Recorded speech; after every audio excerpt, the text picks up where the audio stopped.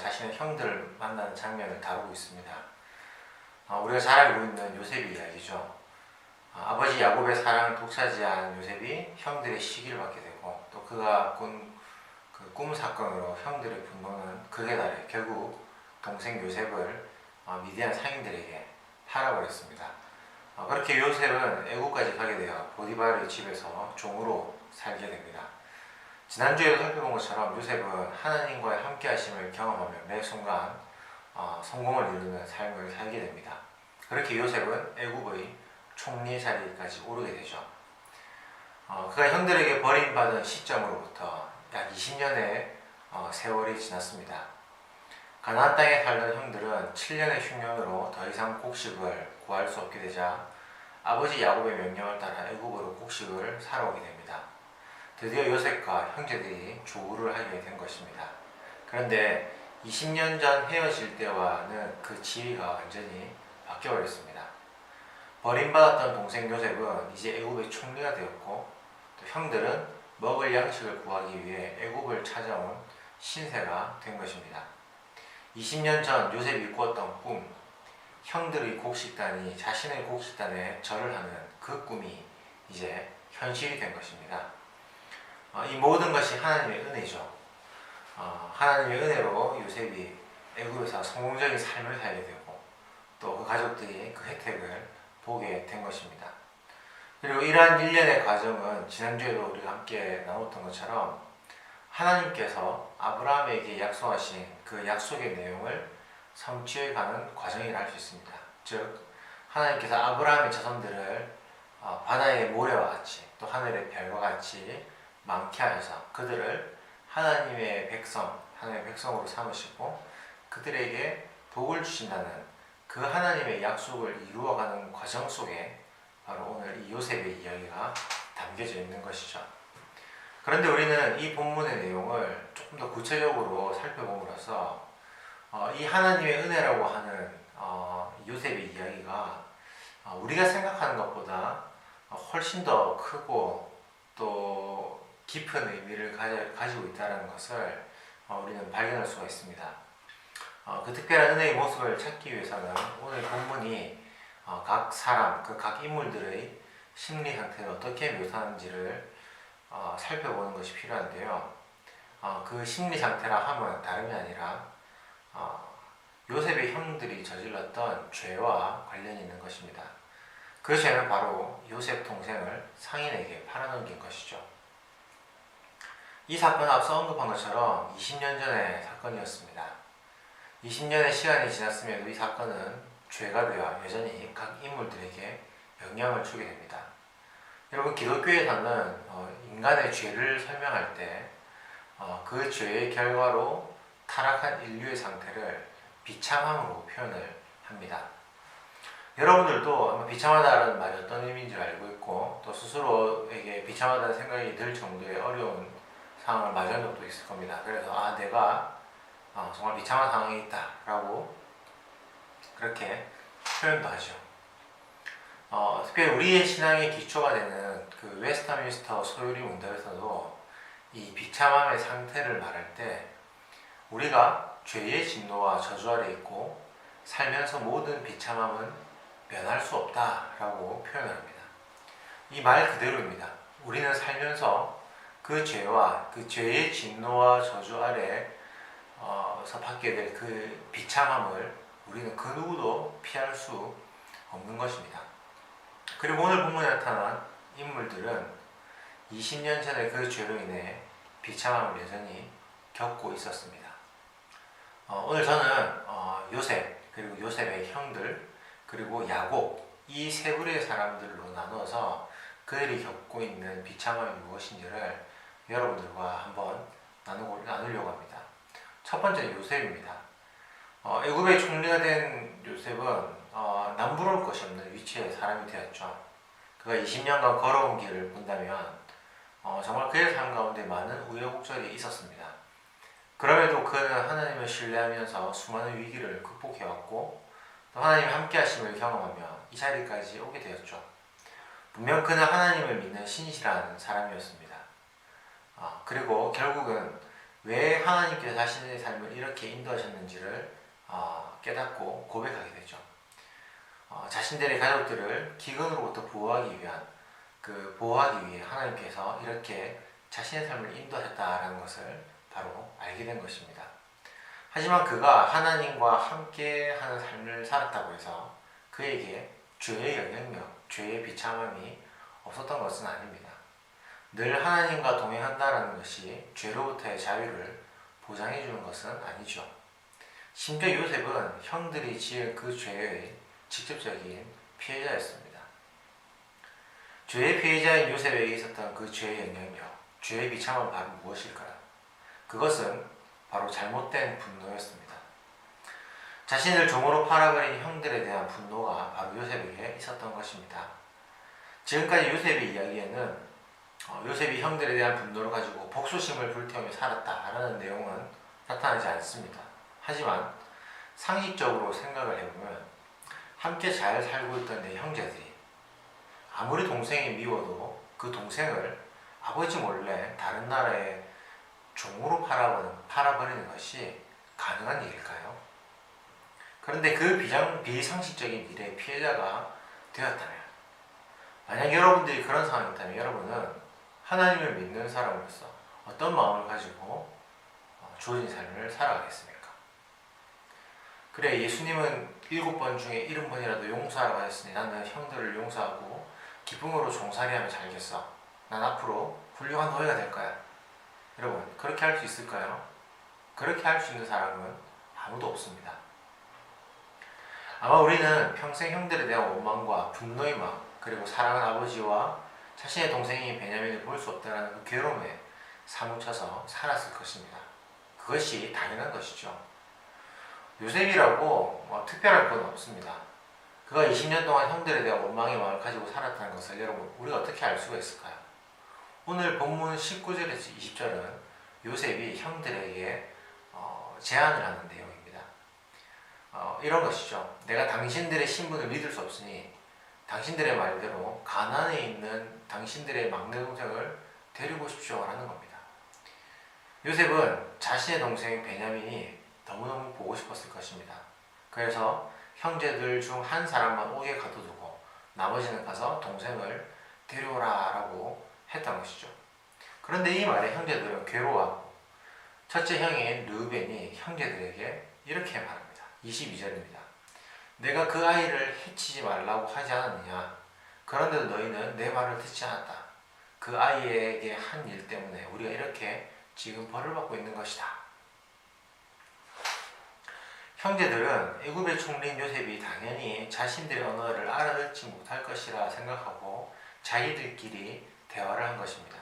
그런데 여기서 요셉은 이 첫째 형 르우벤이 하는 이야기를 듣게 된 것이죠. 지금까지 요셉은 르우벤이 형제들의 대표로서 자신을 버린 죄에 대한 책임이 있고 그래서 그에 대한 분노가 매우 컸습니다. 그런데 24절을 보면 이 형제들의 대화를 듣고 요셉이 나가서 울고 들어왔다라고 기록합니다. 여러분, 요셉이 왜 울었을까요? 그것은 지금까지 형제들에 대한 분노, 특별히 그 형제들 중 첫째 형, 그 대표를 할 수 있는 르우벤에 대한 분노의 마음이 굉장히 컸었는데 그것이 오해였다라는 것을 깨달았기 때문입니다. 지금까지 20년간 누군가를 미워하며 살았는데 그것이 오해였다면 정말 미움과 분노를 받으며 살 사람이 아닌데 내가 20년 동안 그 사람을 그렇게 미워하고 불신하고 오해하며 살았다면 여러분, 그 사실을 우리가 깨닫게 된다면 우리의 마음이 어떨까요? 여러분, 이것이 바로 죄의 비참함입니다. 피해자인 요셉에게는 이와 같이 잘못된 분노가 또 다른 죄를 낳아 20년간 그를 괴롭게 했던 것입니다. 두 번째는 요셉의 형들에 관한 이야기입니다. 당연히 형들은 요셉을 상인에게 팔아넘긴 죄의 주동자들이죠. 심지어 동생을 실제로 죽이려는 마음까지 가졌습니다. 이 형제들에게 나타난 죄의 영향력, 죄의 비참함은 바로 죄책감입니다. 죄를 지은 사람이 가지는 당연한 마음이 바로 죄책감이죠. 죄책감의 사전적인 정의는 범죄에 대한 책임을 느끼는 감정이라고 합니다. 범죄에 대한 책임을 느낀다는 것은 그 죄에 대한 정당한 대가를 치르기 전까지 죄가 자신의 삶으로부터 결코 분리가 될 수 없음을 의미하는 것이죠. 물론 이 죄책감이라는 것은 상당히 주관적인 감정이기 때문에 사람마다 느끼는 정도 또 가지는 정도가 다르다 할 수 있습니다. 자기애라고 하죠. 특별히 그 나르시시즘이 강한 사람들, 자기애가 강한 사람들이나 아니면 우리가 잘 아는 사이코패스 그런 사람들 같은 경우는 죄책감이라는 것을 거의 느끼지 않을 것입니다. 반대로 자존감이 낮거나 혹은 건강한 자아를 갖지 못하는 경우는 아마도 더 큰 죄책감을 가질 것입니다. 그러면 요셉의 형들은 어떤 사람들이고 그들은 어땠을까요? 물론 10명이 되는 서로 다른 인격체이기 때문에 우리가 이 10명에 대해서 일반적인 결론을 내릴 수는 없지만 이 형제들이 아버지 야곱으로부터 충분한 사랑을 받지 못했다는 사실이 그들의 성향에 영향을 주었음은 매우 분명합니다. 부모의 사랑이 결핍되면서 그들의 자아에도 부정적인 영향을 주었다는 것이죠. 본인이 첫째 아들이라고 해도 형제들이 아무리 아버지를 위해 열심히 일한다고 해도 야곱의 그 사랑의 우선순위는 절대로 변하지 않았죠. 야곱의 사랑은 언제나 요셉에게 향해 있었고 형들에게는 그 사랑이 돌아오지 않았던 것입니다. 이러한 사랑의 결핍이 그 형제들의 자존감을 매우 낮게 만들었던 것이죠. 이 경우 그들이 가지게 될 죄책감은 아마도 일반적인 경우보다 훨씬 더 무겁게 느껴졌을 것입니다. 이것은 요셉의 제안에 그들이 보인 반응을 통해 우리가 분명하게 알 수 있습니다. 21절에서 형제들은 자기들끼리 이렇게 말합니다. 우리가 동생에게 한 일 때문에 이런 벌을 받나 보다. 우리는 동생의 고통을 당하면서 우리에게 살려달라고 애원하는 것을 보면서도 동생의 말을 듣지 않았다. 그래서 우리가 이렇게 지금 고통을 당하고 있는 것이다 라고 말입니다. 그렇게 자책을 하죠. 자신들에게 발생한 어려움을 자신들이 지은 죄로 해석하고 이해하는 것입니다. 바로 이것이 죄책감의 영향입니다. 요셉의 형들은 지난 20년간 어려움을 만날 때마다 이런 마음을 가졌고 자신들의 죄를 기억해내고 고통스러워했습니다. 20년을 살면서 삶의 위기가 한 번도 없었다면 그것은 거짓말이겠죠. 그런데 더 견딜 수 없는 비참함은 자신들이 지은 죄에 대한 대가를 치를 수가 없었다는 것입니다. 아버지 야곱에게 사실을 말할 수가 없었고 또 동생을 팔아넘긴 그 죄에 대해 상하는 만큼의 벌을 받을 수도 없었던 것입니다. 요셉의 제안에 그들이 보였던 죄책감의 모습은 28절에서도 똑같이 나타납니다. 요셉의 형들은 둘째 형 시므온을 볼모로 두고 일정량의 곡물을 가지고 고향으로 돌아갑니다. 그 곡물 주머니에는 요셉이 몰래 넣어둔 돈이 있었죠. 형제들의 입장에서는 곡물값을 치르지 않고 도둑처럼 왔다는 오해를 충분히 받을 수 있는 상황이었습니다. 형제들은 이런 상황 속에서도 요셉을 팔아넘겼다는 죄책감으로 이 일을 해석합니다. 그들이 혼이 나서 떨며 서로 돌아보며 말하되 하나님이 어찌하여 이런 일을 우리에게 행하셨는가? 라고 말입니다. 위축된 자존감을 가진 형제들은 자신들이 지은 죄에 대한 죄책감에 평생을 휩싸여 살아가고 있었던 것입니다. 세 번째는 아버지 야곱에 관한 내용입니다. 야곱에게 있었던 죄의 영향, 죄의 비참함은 무엇일까요? 그것은 바로 죄에 대한 트라우마입니다. 이 트라우마의 사전적 정의는 과거 경험했던 위기, 또 공포와 비슷한 일이 발생했을 때 당시의 감정을 다시 느끼면서 심리적 불안을 겪는 증상을 의미합니다.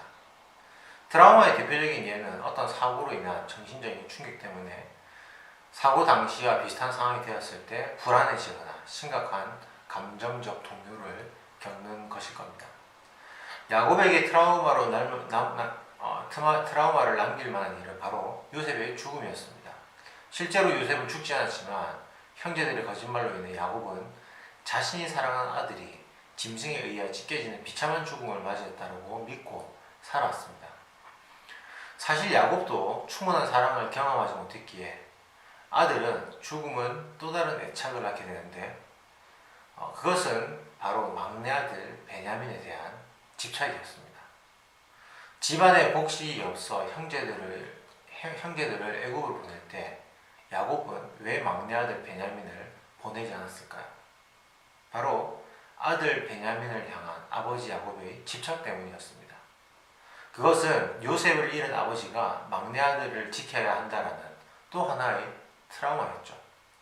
그리고 야곱이 가진 트라우마는 돌아온 9명의 아들들과의 만남 속에서도 명확하게 나타납니다. 9명의 형제들은 지금껏 있었던 상황을 아버지 야곱에게 설명한 뒤에 곡물 자료를 쏟아붓습니다. 그런데 지금까지 한 자루에만 돈이 있었다라고 알았던 형제들과 야곱은 모든 자루에 돈 뭉치가 그대로 있는 것을 보게 됩니다. 35절에서는 그 형제들과 아버지가 두려움을 느꼈다고 설명하는데 이 형제들과 아버지가 느낀 두려움은 서로 다른 두려움이었습니다. 형제들은 당연히 죄책감 때문에 두려움을 느꼈고 야곱은 자신이 가진 트라우마 때문에 두려움을 느꼈던 것입니다. 야곱이 가진 트라우마는 36절의 내용을 통해 잘 나타납니다. 먼저 야곱은 둘째 시므온이 함께 돌아오지 않았고 또 곡물과 함께 돈이 그대로 있었다는 걸 보면서 형제들이 둘째형 시므온을 팔아 곡물을 가지고 돌아왔다고 생각을 했습니다. 20년 전 요셉의 사건 그리고 지금의 시므온이 돌아오신 상황을 보면 야곱이 똑같은 생각을 한 것이죠. 그리고 결정적으로 막내 아들인 베냐민은 절대로 애굽으로 가게 둘 수 없다고 소리칩니다. 너희는 내 자식들을 다 빼앗아갔다. 요셉도 없어지고 시므온도 없어졌다. 그런데 이제는 베냐민마저 데려가려 하는구나. 어떻게 이런 일이 일어날 수 있느냐라고 말입니다. 이것이 바로 야곱이 가진 트라우마의 모습입니다. 그런데 여기에는 더 안타까운 모습이 있습니다. 그것은 이후에 있는 첫째 아들 르우벤과 아버지의 대화입니다. 르우벤은 절대로 베냐민을 애굽에 보낼 수 없다는 아버지 야곱에게 내가 베냐민을 책임지겠습니다. 만약 베냐민을 다시 데리고 오지 못한다면 아버지께서 저의 두 아들을 죽이셔도 됩니다. 라고 말합니다. 어떻게 보면 동생 베냐민을 반드시 데려오겠다라는 확신과 의지, 또 자신감이 있는 표현이라고도 볼 수 있지만 그렇다고 해도 어떻게 한 가정의 아버지가 자기 아들들의 목숨을 담보로 그런 말을 할 수가 있겠습니까? 충분한 사랑을 받지 못한 아들 르우벤이 아버지의 사랑을 받기 위해, 아버지의 인정을 받기 위해 이렇게까지 하게 된다는 것은 분명 그의 자아가 건강하지 못함을 잘 보여준다 할 수 있는 것이죠. 그런데 더욱 가관인 것은 38절에 나오는 야곱의 완고한 태도입니다. 장남이 그렇게까지 애원하는데도 야곱은 베냐민을 절대로 보낼 수 없다라고 말하고 있는 것입니다. 참으로 안타까운 모습이죠. 그런데 이것은 죄의 비참함을 안고 살아가는 가정에서 어쩌면 쉽게 나타나는 그런 모습일 수도 있습니다. 함께 나누는 내용을 정리해 볼까요? 오늘 본문의 상황 속에서는 죄로 인해 비참함을 경험하고 있는 세 부류의 사람들이 있었습니다. 죄의 피해자로서 잘못된 분노를 가졌던 요셉, 그리고 죄의 피의자로서 죄책감을 가지고 살아가는 자존감 낮은 형제들, 그리고 죄의 트라우마를 가지고 끝까지 왜곡된 사랑을 보여주고 있는 야곱이 바로 그 부류의 사람들입니다. 우리가 오늘 설교를 함께 시작하면서 오늘 본문이 우리 모두에게 주는 특별한 은혜가 있다라고 말씀을 드렸는데요. 그 은혜는 다름이 아니라 죄의 비참함 속에 살아가는 이들을 하나님께서 택하시고 그들을 하나님의 백성으로 삼아주셨다라는 것입니다. 하나님에게는 이 세상 속에서 하나님의 백성을 이루어 가시는 것이 매우 중요한 일이었습니다. 그것이 하나님의 중요한 계획이죠. 여러분, 계획이 잘 이루어지기 위해서는요, 그 계획 자체가 완벽해야 하고 또 그 계획을 잘 실행할 수 있는 탁월한 사람들이 필요합니다. 그런데 오늘 하나님께서 택하신 사람들은 상식적으로 볼 때, 일반적으로 볼 때 그런 류의 사람들은 아니었습니다. 우리가 이 본문을 통해 살펴봤지만 그들에게는 죄의 비참함이 있었습니다. 그들의 삶 전체가 죄의 비참함과 그 영향에게 물들어 있었죠. 그런데도 하나님은 그들을 포기하지 않으셨고 그런 그들을 통해 하나님의 백성이라는 이스라엘 공동체를 일으켜 주셨습니다. 바로 이것이 은혜인 것이죠. 아무런 조건과 자격이 안 되는, 어쩌면 보통 이하의 사람들, 보통 이하라고 평가받는 그 사람들을 택하셔서 그들을 통해 하나님의 그 위대한 계획을 이루어 가시는 것. 여러분, 그것이 바로 하나님의 특별한 은혜인 것입니다. 혹시 이것이 여러분, 왜 은혜인지 모르겠습니다. 왜 은혜가 이게 뭐가 특별한지 잘 와닿지 않습니다 라고 생각하는 친구들 있습니까? 이렇게 한번 예를 들어 볼까요? 여러분들 학교에서 우리 고등학생들은 발표 수업을 하는지 잘 모르겠습니다. 근데 어쨌든 여러분들 뭐 학교에서 조별로 발표 활동을 한다고 생각해 봅시다. 그런데 여러분들이 조장이고 여러분들은 여러분들과 함께할 조언들을 여러분들이 택할 수 있습니다. 여러분들이 성공적으로 이 발표를 하기 위해서는, 이 수업에서 좋은 점수를 받기 위해서 여러분들은 조장으로서 어떤 사람들을 조언으로 뽑겠습니까? 맨날 잠만 자는 친구, 아니면 맨날 뒤에서 휴대폰만 하는 친구, 다른 친구를 괴롭히는 친구. 아마 할 수만 있다면 이런 친구들이 아니라 공부도 잘하고 또 성실하고 나와 잘 맞는 사람을 조언으로 뽑고 싶을 것입니다. 하지만 현실은 그럴 수 없죠. 이런 경우가 있다고 생각해볼까요? 또 아주 개인적으로 개인 능력이 탁월한 친구가 있어요. 조언들은 다 개판이라서 처음부터 끝까지 이 탁월한 친구가 혼자 준비하고 혼자 정리해서 혼자 발표까지 했습니다. 발표를 다 한 선생님이 칭찬하는 거예요. 이렇게 발표를 잘하는 조가 없었다라고 말입니다. 그런데 이 친구가 이렇게 얘기를 하는 거예요. 선생님, 저는 사실 이 발표는 저 혼자 한 게 아닙니다. 조원들이 각자가 맡은 일을 잘 해줘서 자료를 잘 정리해줘서 제가 이렇게 할 수 있었습니다. 저는 다른 밥에 숟가락만 얹었을 뿐이죠. 저는 괜찮지만 우리 조원들에게 선생님이 좋은 점수를 주셨으면 좋겠습니다. 여러분, 이 친구 이런 사람이 있다면 정말 대박 아닙니까? 여러분 표현대로 멱살 캐리하는 친구죠. 그리고 이것이 바로 우리 기독교의 영어로 은혜라고 할 수가 있습니다. 여러분, 하나님께서 우리에게 행하신 일들이 바로 이런 것입니다. 여러분, 이 내용 사실 우리 기독교인들의 신앙과 신학에서 굉장히 중요한 요소입니다. 우리가 누리는 구원이, 또 우리가 하나님의 인도와 보호하심을 받는 것이, 또 우리가 하나님의 택함을 받는 것이, 여러분, 교회에서 왜 은혜라고 말하는지 아십니까? 그것은 우리에게는 그것들을 받고 누릴 만한 아무런 자격이나 공로가 없기 때문입니다. 우리 모두는 죄의 영향을 받으며 살아갑니다. 죄의 비참함을 날마다 견디며 살아가는 것이 바로 우리의 인생입니다.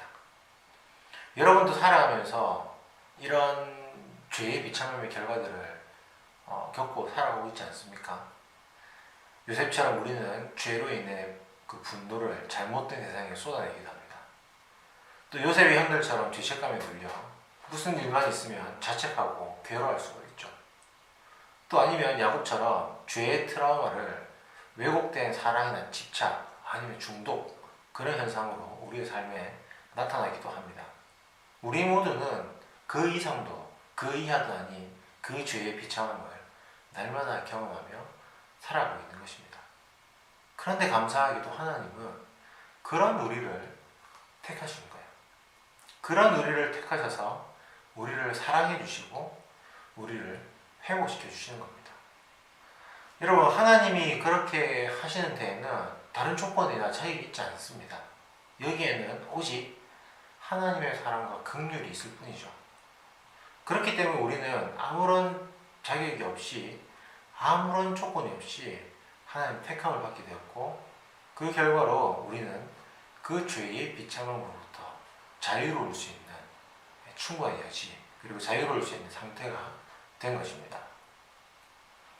저는 우리 고등부 친구들이 이 사실을 좀 늘 기억하며 살아갔으면 좋겠습니다. 우리는 늘 실수하고 우리는 늘 죄 가운데 있습니다. 우리가 세 부류의 사람을 통해 살펴본 것처럼 우리는 늘 죄의 영향을 받고 죄의 비참함을 가지고 살아가는 사람들입니다. 그런데 여러분, 그런 우리를 하나님께서는 사랑하고 계십니다. 그런 나를 이해해 주시고, 그런 나를 인정해 주시고, 그런 나를 존중해 주세요. 그리고 그런 나를 하나님은 하나님 나라의 귀한 사역자로, 일꾼으로 사용하기를 늘 원하십니다. 끝까지 나를 믿어주시고 나를 신뢰해 주세요. 여러분의 삶에 이것만큼 위로가 되는 게 어디 있겠습니까? 사실 우리가 공부를 열심히 하고 잘 되려고 하는 이유가 뭡니까? 누군가의 인정을 받기 원하는 거 아니겠어요? 그런데 여러분, 다른 사람의 인정이 우리에게 영원한 만족을 줄 수 있을까요? 그렇지 않습니다. 내가 높은 자리에 올라가면 사람들은 나에게 더 높은 자리를 요구합니다. 그것이 죄된 인간의 본성이에요.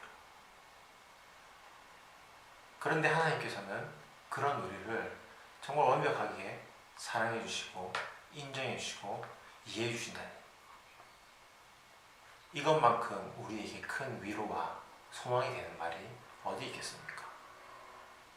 저는 여러분들이 요셉과, 오늘 보면 나온 요셉과 또 그의 형제들과 야곱, 이 가정을 택하셔서, 이 족장을 택하셔서 그들을 통해 하나님의 백성을 이루어 가시는 그 하나님의 큰 은혜를, 특별한 은혜를 마음에 새기며 살아가면 좋겠습니다.